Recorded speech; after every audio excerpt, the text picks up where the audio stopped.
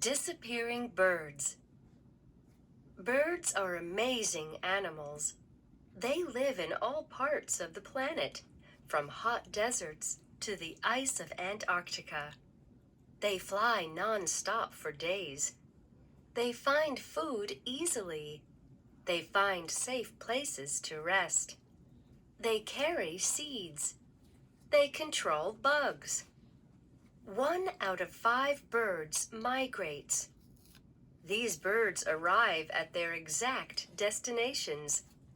But unfortunately, all of this is changing.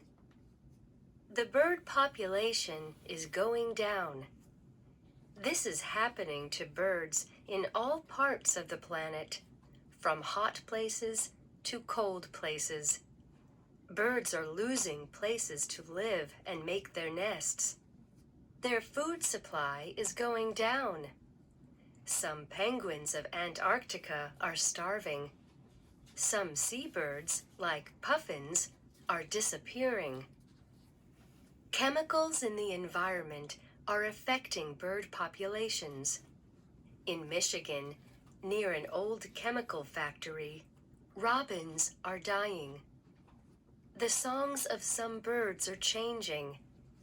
Some birds are having fewer babies. Some birds are losing their ability to find their way. Clearly, birds are in trouble. Why is this happening? Insects, fish, and other animals take in chemicals from the environment. Birds eat insects and fish. Some birds eat dead animals. This is giving birds health problems.